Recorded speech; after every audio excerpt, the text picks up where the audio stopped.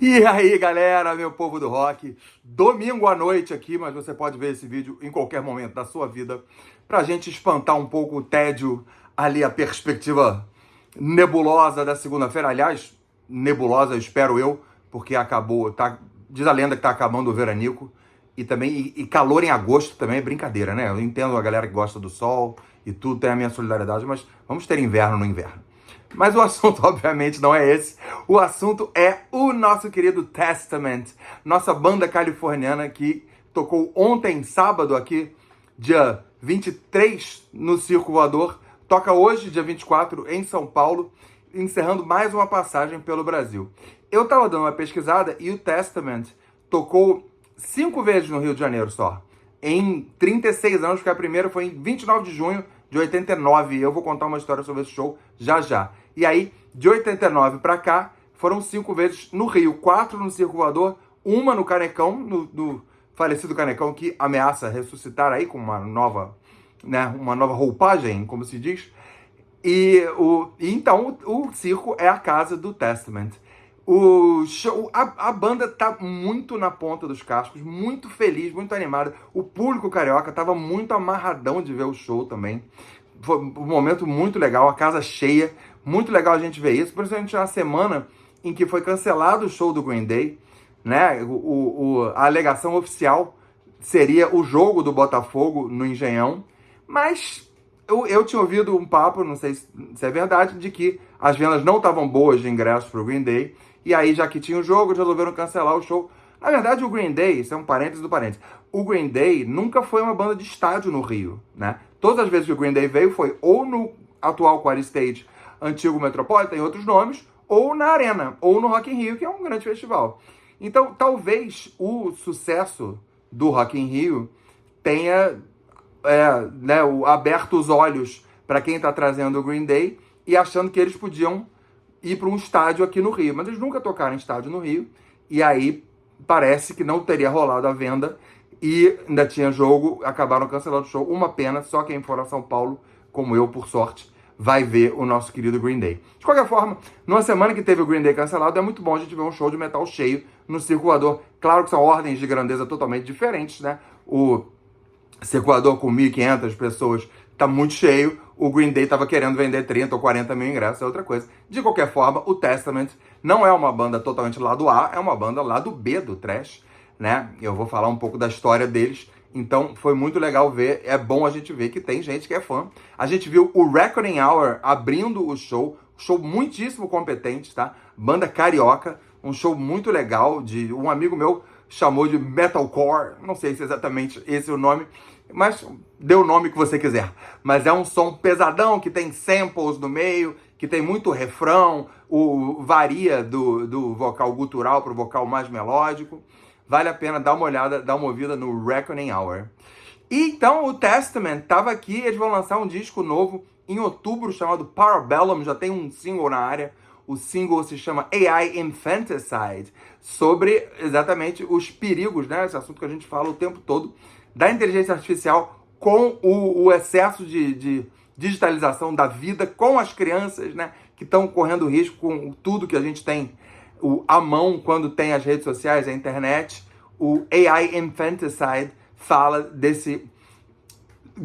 aí dessa questão. O Testament sempre foi uma banda a abordar questões, assim. Você tem muita banda de metal e de rock que não se aprofunda muito em questões sociais, políticas, mas não é o caso do Testament. Por exemplo, o nosso Chuck Billy, o nosso gigante indígena cantor com aquela voz grossona, "Tell the world of new waters here." O nosso Chuck Billy e sua herança indígena, ele é um cara muito militante, muito ativista nessa questão da herança indígena, dos povos nativos lá nos Estados Unidos. E tem algumas músicas sobre isso, né? Trail of Tears, que ontem foi dedicada ao Brent Hinds, ao guitarrista e cantor do Mastodon, que morreu num acidente de moto, estupidamente, na semana passada. Ele tinha saído do Mastodon recentemente, mas praticamente a obra inteira da banda é com ele lá. E aí todo mundo do mundo do metal, e até de fora do metal, homenageou e lamentou a morte do Brent. O Testament dedicou a música Trail of Tears. Trail of Tears é um episódio da história indígena americana, né? De mais um êxodo dos indígenas ali sendo massacrados pelo homem branco. Aquela história triste que a gente conhece. e o Chuck Billy é um grande ativista da causa indígena que ele representa muito bem. Eles fizeram uma mistura de músicas desde lá das antigas, dos primeiros discos, que foi quando eles vieram aqui a primeira vez, até coisas mais recentes, passaram pela carreira, mas a formação da banda tá muito azeitada e muito amarradona. Primeiro, tem 3 pilares da banda, que são Chuck Billy, Eric Peterson numa guitarra e Alex Koenig na outra guitarra.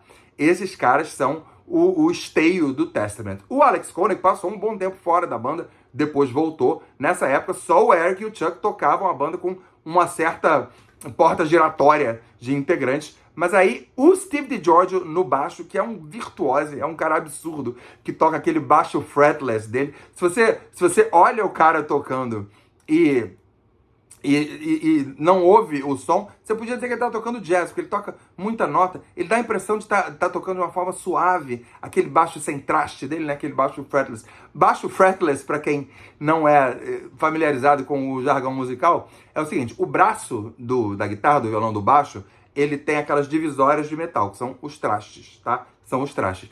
O que ele faz? Ele diz aonde tá cada nota, tá? O si, dó, ré bemol, ré, as notas você vai formando os acordes ou tocando as notas soltas.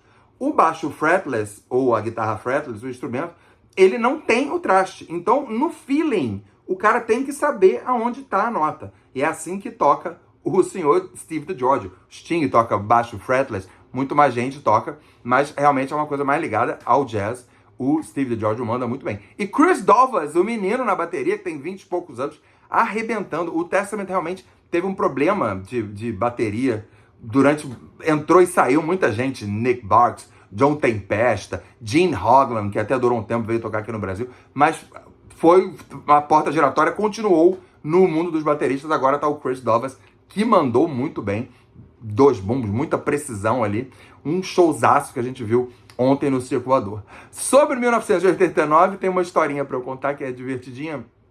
A banda teve aqui em 29 de junho de 89, tocou no Circo Voador, num show que eu dei uma pesquisada e ninguém precisa direito se ele é da turnê do 3º disco, o Practice What You Preach, ou se é do 2º disco, porque foi entre as duas coisas. O Practice seria lançado um pouco depois, ali no ano de 89. Então seria antecipando o disco. Acontece, da turnê começar antes, sair o disco. Mas não ficou nada claro.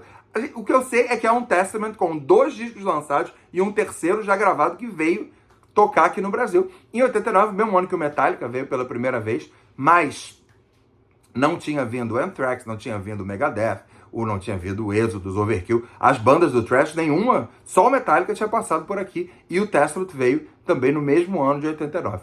Nesse show do Circo Voador, as bandas de abertura eram Dorsal Atlântica e Metrallion, bandas cariocas aqui, nossas queridas. E eu, bom, vocês imaginam a cena do metal no Rio em 1989. Tinha umas 7 pessoas, né? Eu era uma das 7, por ser amigo do Carlos Lopes, do grande, monstruoso Carlos Lopes, está lá em Brasília tocando a Dorsal até hoje. Eu e uns amigos que faziam comigo o fanzine Mosh, dá uma olhada, tem Mosh Magazine aí pelas redes ainda. A gente foi para a passagem de som, lá no circo. Estudante, né? Eu tava no 3º ano do então científico ou 2º grau. Tive a tarde livre por algum motivo. Tinha 17 anos. E aí fui para a passagem de som do Testament. Uau, porque o Carlos e a Dorsal chamaram. Entra aqui, vamos aqui é o camarim da Dorsal, fica aqui, não sei o que, parar. Claro, fomos dar uma passeada no circo, encontramos os caras do Testament, que foram ótimos. Falei com o Chuck, falei com o Alex. A banda na época era Chuck, Alex e Eric, os mesmos 3 de agora. No baixo era o Greg Christian e na batera o menino Louis Clemente, que até depois parou de tocar, virou antiquário. Participou de uma volta da banda, que foi uma coisa muito legal. Ele teve uma volta a essa formação, digamos, clássica do Testament, com o Greg Christian e Louis Clemente. Mas o Louis Clemente não tocava bateria há 20 anos, há 30 anos. Então ele não tinha mais o preparo físico para tocar, que são músicas, né, intensas, pesadas. E aí o Louis tocava 3, 4 músicas no show e entrava o John Tempesta para fazer o resto do show. Foi assim que eles fizeram essa turnê da volta. De qualquer forma, aí eu bati um papo com os caras do Testament. O Max Cavaleiro estava lá, aliás, com a gente também. eles viram que eu falava inglês legal, e falaram, vem cá, quer dar uma ajuda pra gente? Eles estavam meio, assim, ninguém vinha ao Brasil na época, né? Então, eles me pediram umas ajudas, assim.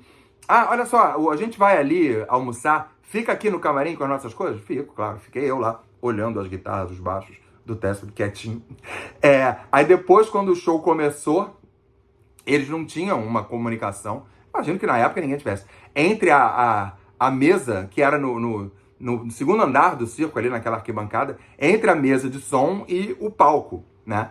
Então, eles pediram para nas primeiras músicas eu ficar na mesa com o cara nas primeiras músicas até o som estar acertado, para se precisar levar algum recado pro palco, para alguém, pro técnico de monitor, de PA, para conseguir ajustar o som. Acabou que eu nem precisei levar recado nenhum. Eu fiquei com ele ali nas primeiras músicas, depois fiquei do lado do palco vendo o show. Mas é uma recordação. Eu acho que é talvez a minha meu primeiro encontro, assim, antes de eu ser jornalista, né? Que eu me formei bem depois disso. Isso eu tava, como eu falei, estava na escola, não tinha nem começado a faculdade.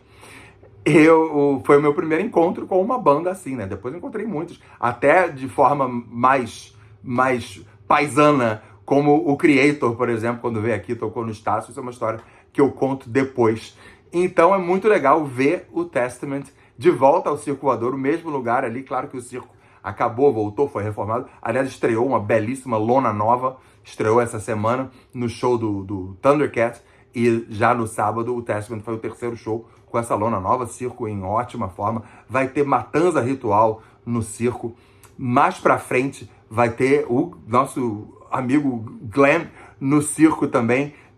Fiquem ligados. Tem a Annette, né? A Annette Olson vai fazer show no Teatro Claro, no dia 17. Tem muita agenda de show. A gente lamenta que realmente muito show que vem ao Brasil não chega ao Rio, como agora esse Green Day que foi cancelado, mas muitos outros, né? Muitos outros são marcados e não veio ao Rio. Não vai ter o Oasis no Rio, não vai ter Linkin Park no Rio, várias coisas.